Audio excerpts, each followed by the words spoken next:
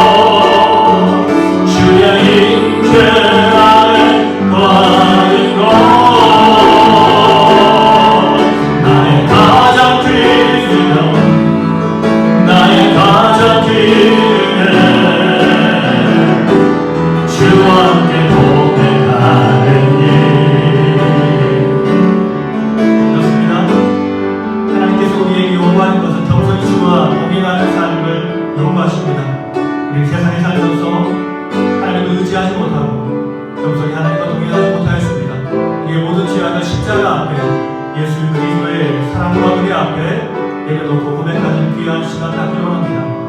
다시 기도하시겠습니다.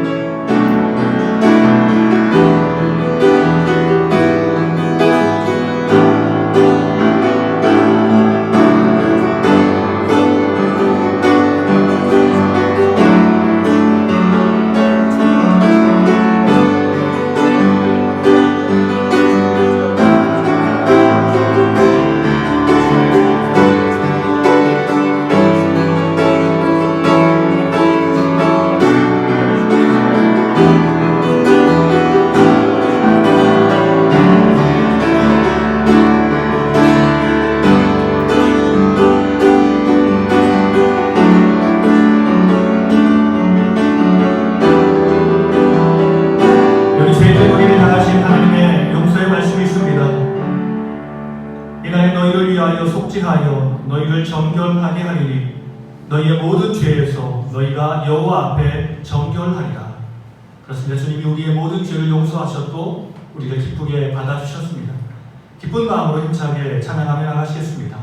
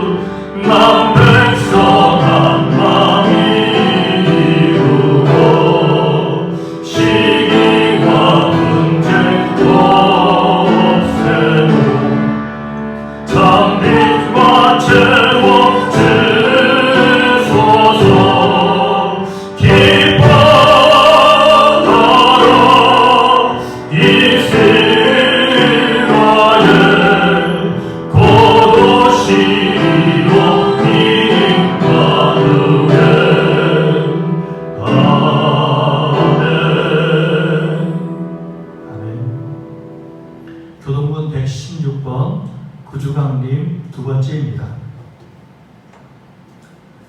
이새의 줄기에서 한 싹이 나며 그 뿌리에서 한 가지가 나서 결실할 것이요 그의 위에 여호와의 영 곧 지혜와 총명의 영이요 모략과 재능의 영이요 지식과 여호와를 경외하는 영이 강림하시리니 그가 여호와를 경외함으로 즐거움을 삼을 것이며 그의 눈에 보이는 대로 심판하지 아니하며 그의 귀에 들리는 대로 판단하지 아니하며 공의로 가난한 자를 심판하며 정직으로 세상의 겸손한 자를 판단할 것이며 그의 입에 막대기로 세상을 치며 그의 입술의 기운으로 아기를 죽일 것이며 공의로 그의 허리띠를 삼으며 성실로 그의 몸에 띠를 삼으리라.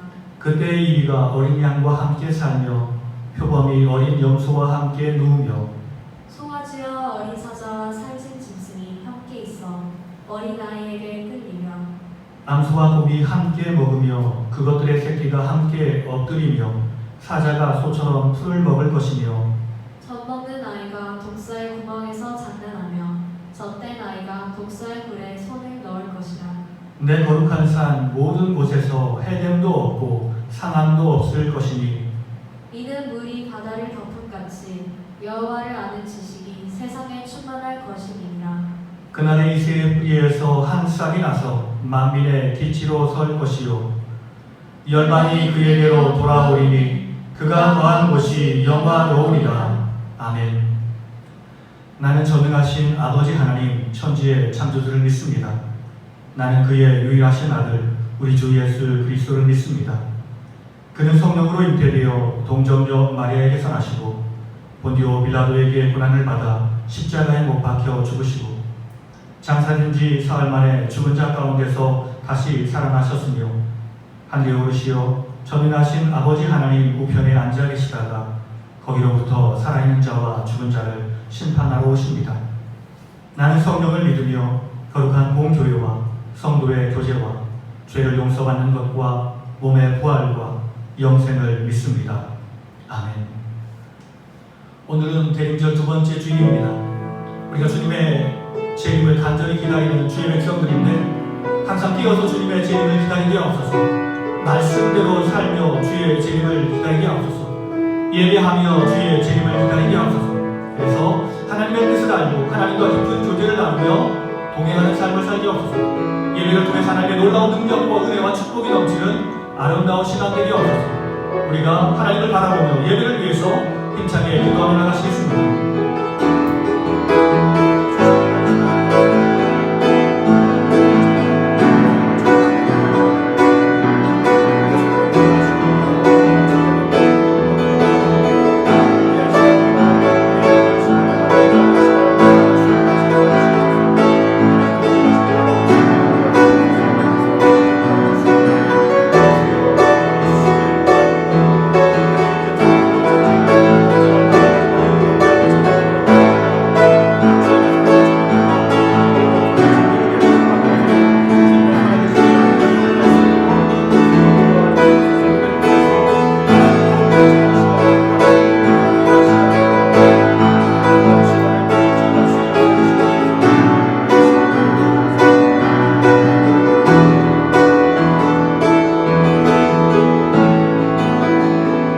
살아계신 예수님의 이름으로 감사하며 기도드립니다. 아멘. 하나님의 말씀은 베드로후서 3장의 말씀입니다. 베드로후서 3장 8절부터 15절까지 말씀입니다. 사랑하는 자들아, 주께는 하루가 천년 같고 천년이 하루 같다는 이 한 가지를 잊지 말라. 주의 약속은 어떤 이들이 더디다고 생각하는 것 같이 더딘 것이 아니라 오직 주께서는 너희를 대하여 오래 참사 아무도 멸망하지 아니하고 다 회개하기에 이르기를 원하시느니라. 그러나 주의 날이 도둑같이 오리니 그 날에는 하늘이 큰 소리로 떠나가고 물질이 뜨거운 불에 풀어지고 땅과 그 중에 있는 모든 일이 드러나리로다. 이 모든 것이 이렇게 풀어지리니 너희가 어떠한 사람이 되어야 마땅하냐. 거룩한 행실과 경건함으로 하나님의 날이 임하기를 바라보고 간절히 사모하라. 그 날에 하늘이 불에 타서 풀어지고 물질이 뜨거운 불에 녹아지려니와 우리는 그의 약속대로 의가 있는 곳이 새 하늘과 새 땅을 바라보도다. 그러므로 사랑하는 자들아, 너희가 이것을 바라보나니 주 앞에서 점도 없고 흠도 없이 평강 가운데서 나타나기를 힘쓰라. 또 우리 주의 오래 참으심이 구원이 될 줄로 여기라. 아멘. 우리 사랑하는 가족들과 인사 나누겠습니다. 하나님 우리와 함께 하십니다. 하나님 우리와 함께 하십니다. 대림절 두 번째 주일입니다. 하나님이 우리를 사랑하셔서 우리를 예배로 불러주셨습니다. 이 시간 예배를 통해서 하나님의 크신 은혜와 축복이 함께할 줄 믿습니다. 사람은 흔들리는 것, 움직이는 것보다는 고정된 것을 좋아합니다. 보다 안정된 삶을 원하는 것입니다. 시간은 흐르고 있습니다. 그래서 우리가 항상 젊음을 유지할 수는 없습니다. 우리는 흐르는 시간 안에서 아이들에게 열심히 공부하라고 합니다. 그래서 학위를 따고 자격증을 따라라고 이야기합니다. 좋은 대학을 졸업하면, 대학원을 졸업하면 이것이 단단한 힘이 된다고 생각하기 때문에 그렇습니다. 젊어서는 흐르는 시간을 열심히 일하며 살아갑니다. 열심히 일하고 돈을 벌어서 집을 삽니다. 이 견고한 집을 사서 나의 안정을 추구하는 것입니다. 그런데 여러분, 이 땅에 존재하는 모든 것은 견고한 곳이 없습니다. 12절은 이렇게 말씀합니다. 그날에 하늘에 불이 타서 풀어지고 물질이 뜨거운 물에 녹아지려니와. 내가 의지하는 것이 단단하고 견고할 것으로 생각했는데 갑자기 불이 떨어져서 녹아지고 풀어지게 된다라고 말씀하고 있습니다. 이전에 사고방식을 가진 사람들은 가난한 사람들을 향해서 노력하지 않는 사람이다라고 비난했습니다. 그리고 게으른 사람이다라고 생각해왔습니다. 그러나 그렇지 않은 사람들도 많이 있습니다. 성실하게 일하는데도 불구하고 실패하는 사람이 많습니다. 한국에서 IMF 사건을 겪었을 때 많은 사람들이 직장에서 잘리고 사업에서 실패하고 길거리로 내쫓기는 경우가 생겼습니다. 그들이 게을렀기 때문에 그런 어려움을 겪는 것이 아니었습니다. 이 땅에 사는 많은 장애우들을 보며 많은 사람들이 태어날 때부터 장애를 안고 태어난다라고 생각하지만 그렇지 않습니다. 사고로 말미암아 또는 후에 병들어 장애를 얻는 사람들이 굉장히 많이 있습니다. 우리는 견고하고 안정된 것을 추구하지만 오늘 우리의 삶에는 우리를 흔드는 일들이 너무 많이 일어나고 있습니다. 그렇다면 내가 알고 믿고 있는 진리는 견고한 진리인가? 보통 신앙인들은 흔들리지 않는 굳건한 믿음을 가진 사람들입니다. 그런데 우리는 우리가 생각하고 믿는 진리가 정말로 참된 진리인가를 다시 한번 생각하고 물어보아야 합니다. 세상에서 가장 무서운 사람이 있다면 책 한 권을 읽은 사람이라고 이야기합니다. 책 한 권만 읽은 사람은 그것만 진리라고 생각하고 그것만 옳다라고 생각합니다. 이런 사람은 참으로 무서운 사람입니다. 초대교회 신앙인들에게도 어려운 문제가 직면했습니다. 그것은 주님의 재림에 관한 문제였습니다. 주님의 재림에 관한 이야기는 분명 주님의 제자들이 살아있을 때 직접 주님에게 들은 이야기였습니다. 마태복음 16장 28절은 이렇게 말씀합니다. 진실로 너희에게 이르노니 여기 서 있는 사람 중에 죽기 전에 인자가 그 왕권을 가지고 오는 것을 볼 자들도 있느니라. 사도행전 1장 11절은 이렇게 말씀합니다. 이르되 갈릴리 사람들아 어찌하여 서서 하늘을 쳐다보느냐. 너희 가운데서 하늘로 올려지신 이 예수는 하늘로 가심을 본 그대로 오시리라 하였느니라. 주님의 제자들은 자신들이 살아있을 때 주님의 재림이 임할 것이다 라고 확신했습니다. 모든 제자는 그런 임박한 종말을 가지고 주님을 위해서 최선을 다하며 헌신하며 살았습니다. 그런데 문제는 이제 수많은 믿음의 동역자들이 죽어가고 있는데 주님이 아직 재림하지 않았고 언제 주님이 재림하실지도 알지 못했습니다. 주님이 말씀하신 것이 거짓말인가? 아니면 자신들이 들은 이야기, 우리가 주님의 말씀을 잘못 이해했던 것인가? 그렇습니다. 제자들이 주님의 말씀을 잘못 이해한 것이었습니다. 우리는 삶이 힘들어도 포기하거나 절망해서는 안 됩니다. 삶이 너무 힘들어 무언가를 포기하고 싶다고 생각하는 많은 사람들이 있습니다. 베드로후서가 쓰인 시기는 주 64년부터 68년경으로 추정되고 있습니다. 바로 로마의 황제 네로가 기독교인을 박해하던 시기였습니다. 수많은 믿음의 사람들이 죽어가고 있습니다. 야고보도 죽었고 바울도 죽었고 이처럼 수많은 믿음의 사람들이 죽어가고 있는 시기였습니다. 왜 그들은 죽어야 했을까요? 왜냐하면 진리대로 살았기 때문에 그렇습니다. 말씀대로 살았기 때문에 그렇습니다. 생명이신 예수 그리스도, 우리의 유일하신 진리이신 예수 그리스도를 포기할 수 없기 때문에 그들은 죽을 수밖에 없었습니다. 이 세상에서 많은 사람이 자기 삶의 처지에서 절체절명의 위기를 느끼며 삶과 죽음을 선택하려는 사람들이 있습니다. 삶에 고민이 없는 사람들은 자살을 시도하지 않습니다.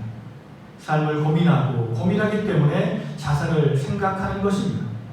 그러나 그런 생각은 절대 옳은 생각이 아닙니다. 사는 것이 옳은 것입니다. 아무리 힘들고 어렵다 할지라도 삶을 포기하는 것은 결코 옳은 일이 아닙니다. 자살하지 않고 신앙을 포기하는 사람들도 있습니다. 예수님을 부인하면 살 기회가 주어지기 때문에 어떤 사람은 예수님을 부인하고 자신의 목숨을 부지하려 하는 것입니다. 그러나 이런 것도 옳은 것이 아닙니다.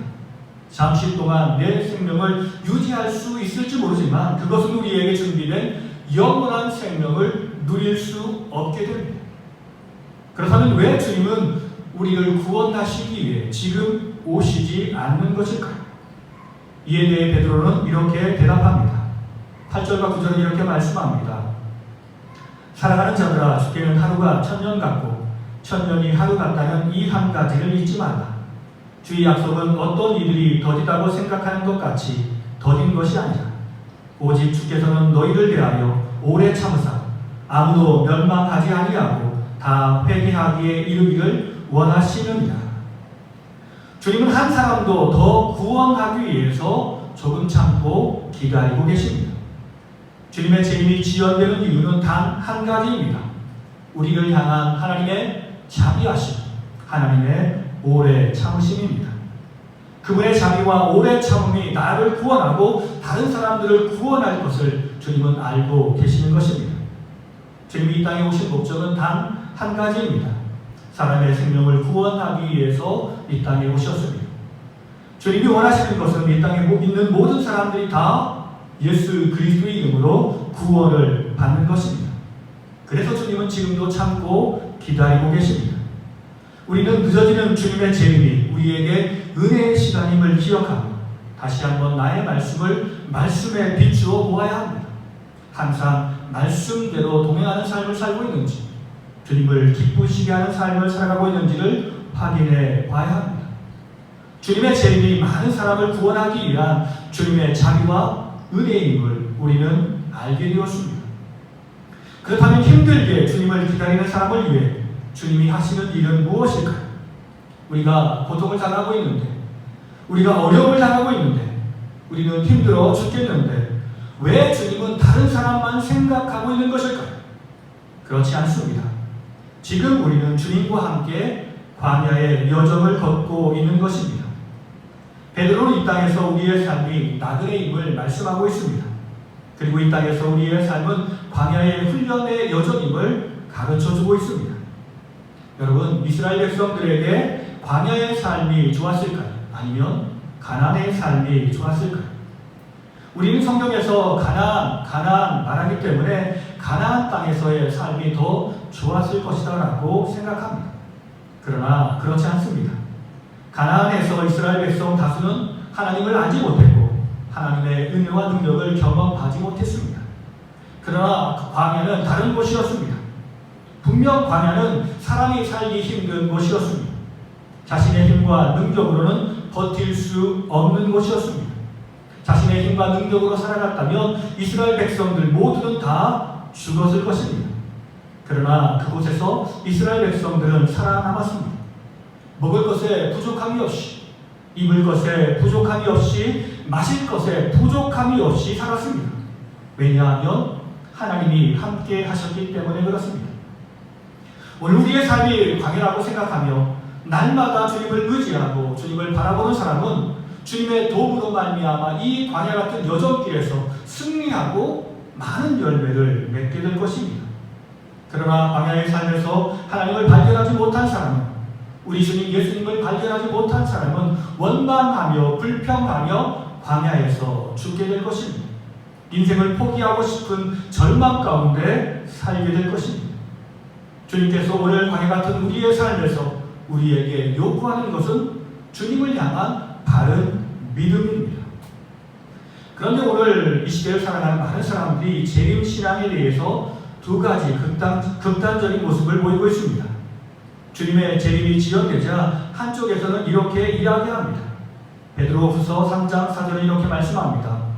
이르되 주께서 강림하신다는 약속이 어디 있느냐?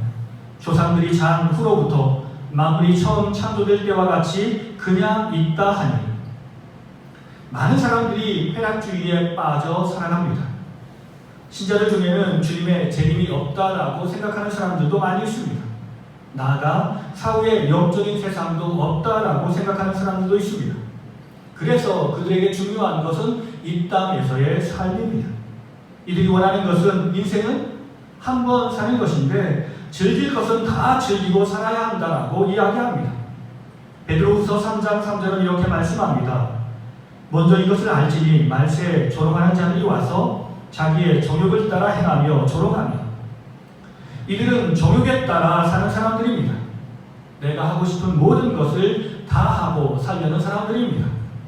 오늘 신앙인 중에도 쾌락주의적인 신앙생활을 하는 사람들이 있습니다. 이런 사람을 우리는 흔히 썬데이 크리스천이라고 합니다. 주일에 한 번 교회에 나오고 나머지 모든 시간을 나를 위해 사용하는 사람들입니다. 이런 사람은 세상 사람들과 별반 차이가 없습니다. 아니, 세상 사람들보다 더 약한 윤리관을 가진 사람들도 있습니다. 자신의 성공을 위해서 거짓말도 잘하고, 그래서 다른 사람들을 속이기도 하며 악한 일도 서슴지 않고 행하는 사람들도 있습니다. 비록 이렇게 악한 일을 하지는 않지만 하나님의 자녀다운 모습을 전혀 보이지 않고 세상에 섞여 살아가는 사람들도 많이 있습니다. 요즘 코로나 사태로 말미암아 많은 사람이 교회에 나오지 못하고 있습니다. 많은 사람들이 영상 예배를 드리고 있습니다. 그런데 영상 예배는 다른 사람이 나를 보지 않는 것입니다. 나와 하나님과의 개인적인 시간입니다. 그래서 이전에 교회를 나오던 많은 분들도 영상 예배를 드린다라고 이야기하지만 영상 예배를 드리지 않는 많은 사람들이 있습니다. 육체가 편한 대로 움직이며 사는 것입니다. 즐길 것을 다 즐기고 누릴 것은 다 누리고 또한 하나님을 믿으며 그것으로 구원을 받는다라고 생각하는 것입니다. 이것이 바로 쾌락주의의 모습입니다. 두 번째 재림신앙의 두 번째 극단적인 모습은 임박한 주님의 재림을 기다린다며 세상과 단절된 삶을 살아가는 사람들이 있습니다. 우리는 1992년도에 있었던 다미 선교의 사건을 잘 알고 있습니다. 임박한 종말론을 펼치는 거짓 선지자에 의해 수많은 사람들이 속아 자신의 재산을 빼앗기고 인생을 허비한 사건이었습니다. 신앙인 중의 일부는 모든 것을 이분법적으로 생각합니다. 교회는 좋은 것이고 세상은 나쁜 것이라고 생각합니다. 교회 일은 좋은 것인데 세상에서 일하는 것은 세속적인 일이라고 생각합니다.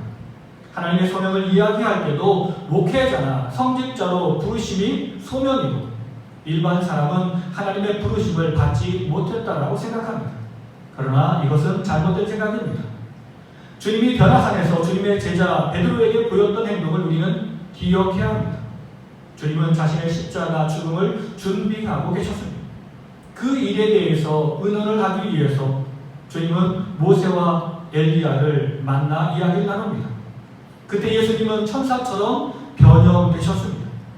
그 영광의 모습에 푹 빠진 베드로는 이곳에 초막 셋을 짓고 여기 거하자고 예수님께 권유합니다. 그러나 예수님은 그곳에만 머무르지 않으셨고 산에서 내려오셔서 자신의 사역을 이루어 가셨습니다. 하나님의 백성들이 힘들고 어려우면 교회에 나와 기도하고 예배하는 모습을 보이면 참으로 좋은 모습입니다. 그러나 항상 우리가 교회 안에만 머무르고 있다면 그것은 잘못된 것입니다. 그것은 주님의 재림을 잘 준비하는 것이 아니고 잘못 준비한 것입니다.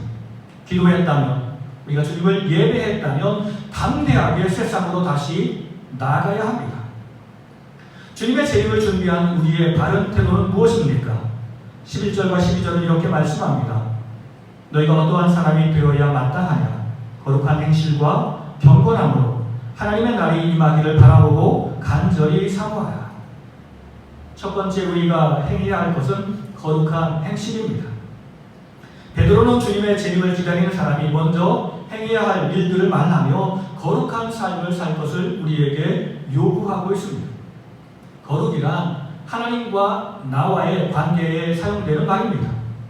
거룩이란 하나님께 구별되었다라는 말인데 이것을 다른 말로 표현하면 우리의 마음과 우리의 삶에 하나님을 가득 채우고 하나님을 위해서 헌신하고 봉사하며 살아가는 삶을 말하는 것입니다.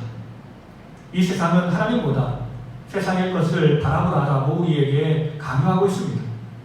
예전에는 세상 권위자들이 자신이 신이라고 선포하며 자신을 예배하고 그리고 경배할 것을 요구했습니다.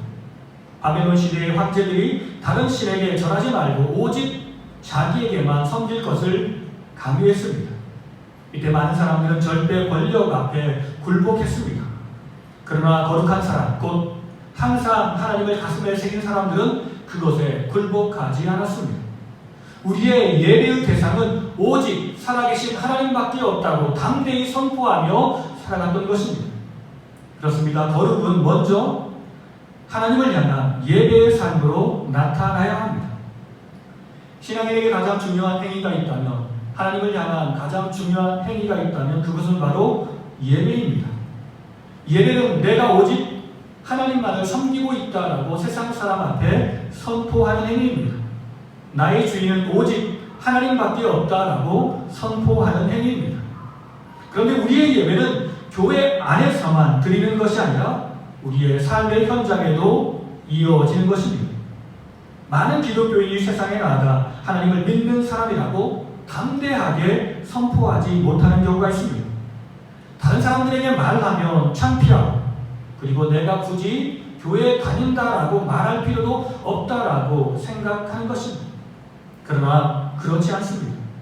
거룩한 삶은 항상 내가 하나님과 함께하는 사람임을 선포하며 살아가는 삶에 있습니다. 그러므로 우리는 내가 하나님의 자녀임을 예배로 선포해야 하며 우리의 말과 행위로 세상에 선포하며 살아야 합니다.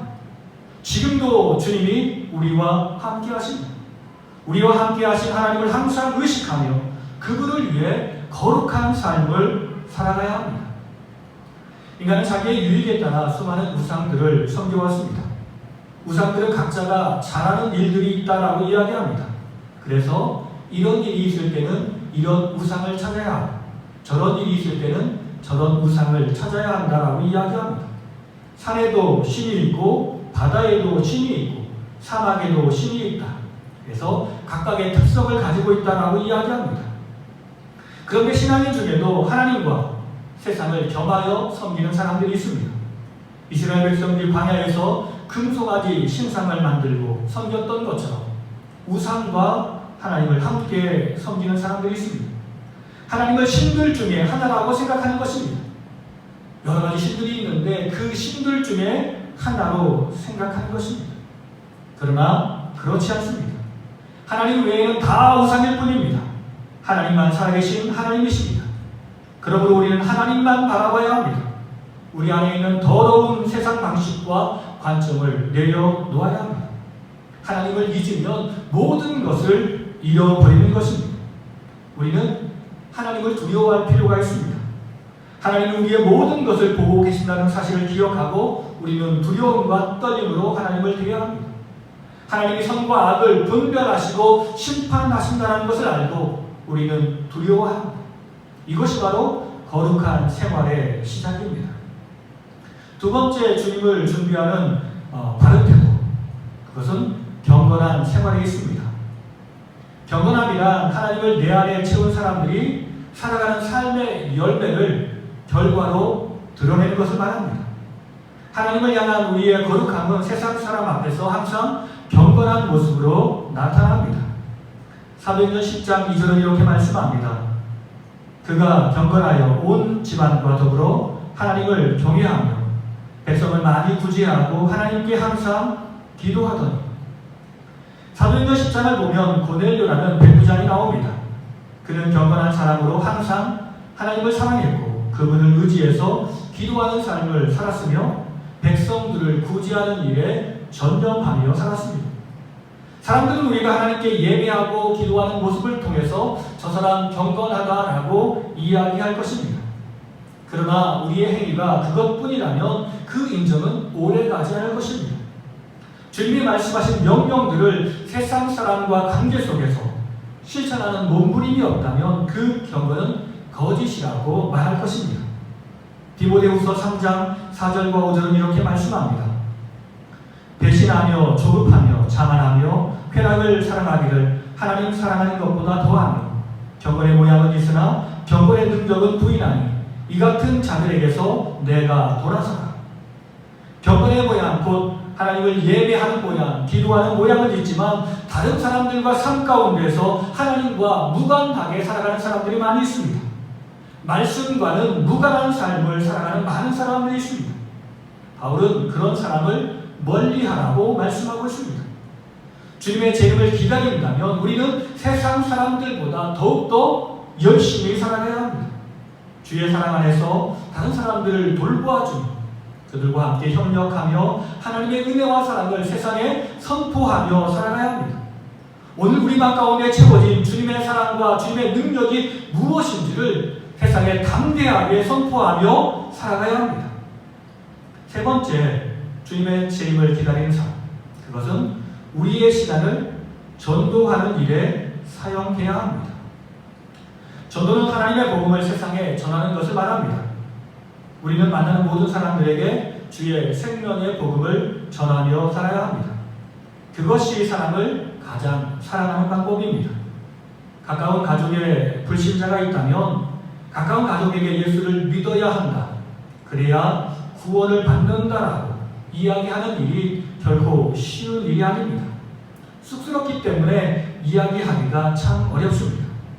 그러나 우리가 이런 이야기를 자주 하지는 못한다 할지라도 마음속에 있는 그 말을 꼭 한 번은 사랑하는 가족들에게 해줘야 됩니다. 그리고 가끔은 사랑하는 사람들에게 이 이야기를 해줘야 합니다. 왜냐하면 사람은 말로 통하기 때문에 그렇습니다. 말로 통하기가 제일 쉽기 때문에 그렇습니다. 말하지 않으면 오해가 생길 수 있습니다. 그러므로 우리는 먼저 사랑하는 사람에게 찾아가 주의 복음을 전해야 합니다. 예수님이 이 땅에서 사역을 3년밖에 하지 않으셨습니다. 그것은 주님의 마지막 사역을 우리에게 맡기기를 원하셨기 때문에 그렇습니다. 전도의 사명을 나를 통해서, 교회를 통해서 이루어 나가길 원하셨기 때문에 그렇습니다. 그러므로 우리는 주님의 재림 때까지 주의 복음을 들고 세상에 나가야 합니다.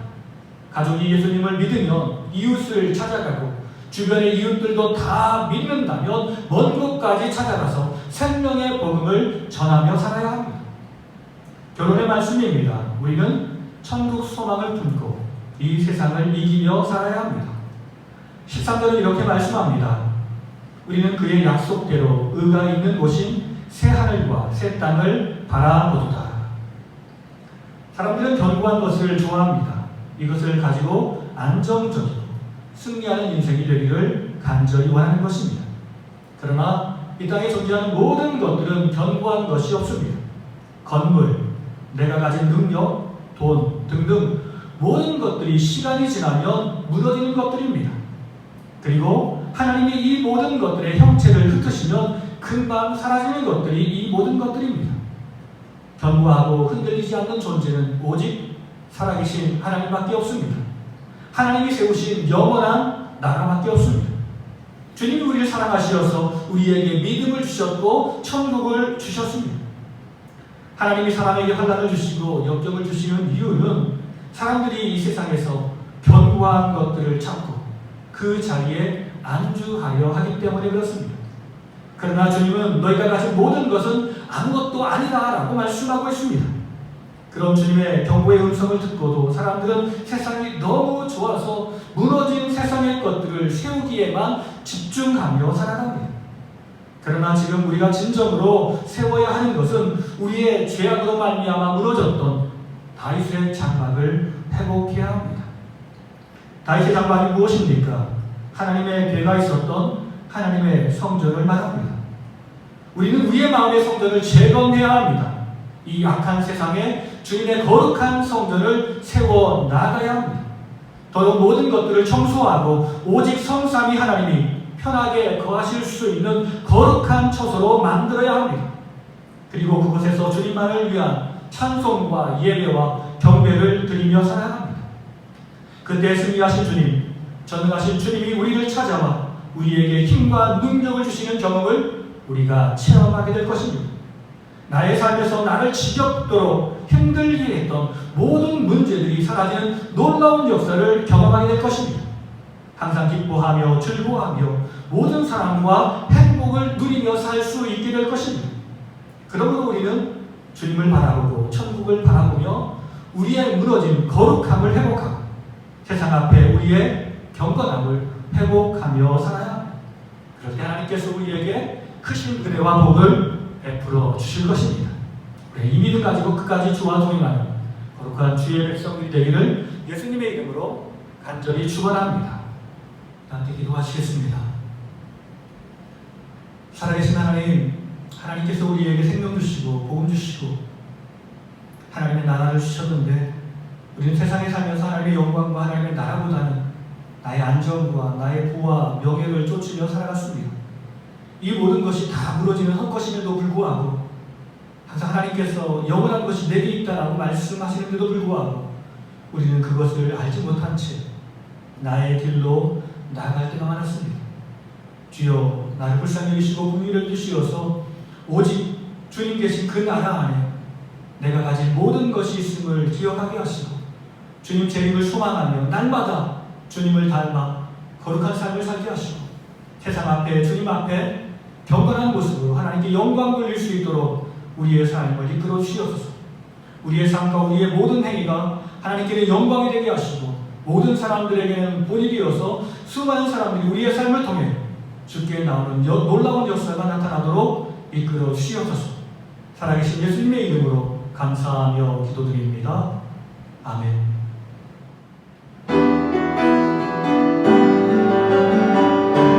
내가 지금까지 지내온 것을 주의 은혜라 주의 은혜라 지금까지 지내온 것을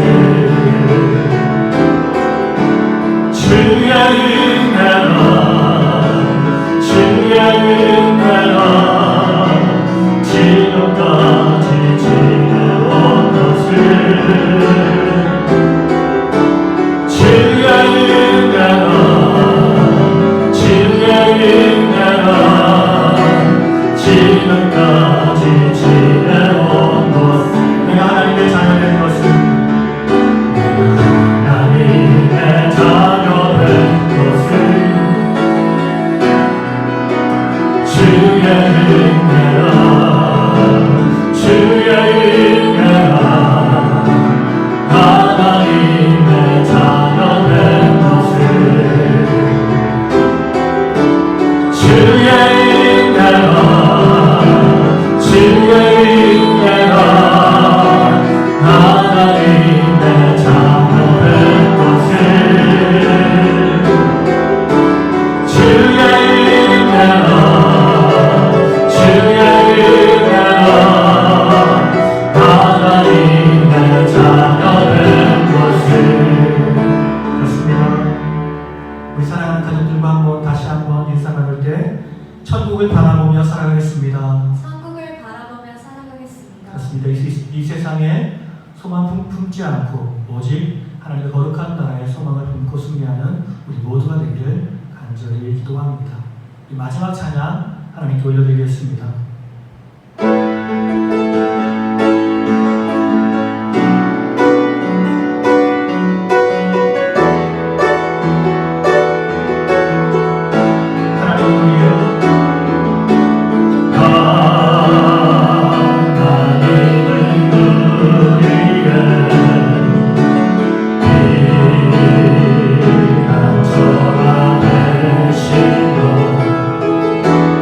아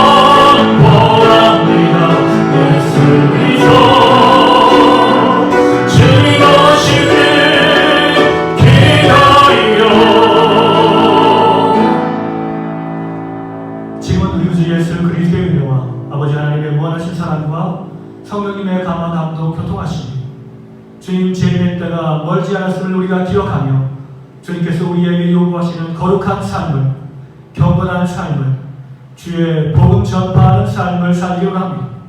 기도하며 결단하며 삶의 현장으로 나가시는 사랑하는 성도님들과 가정과 자녀들의 삶 가운데 주님께서 빚값으로 세우신 우리 작은 시작교회 위에 이 땅에서 주를 예배하는 모든 백성들과 이 땅을 살아가는 모든 백성들 위해 이제로부터 영원토록 함께하시기를 간절히 축원하옵나이다.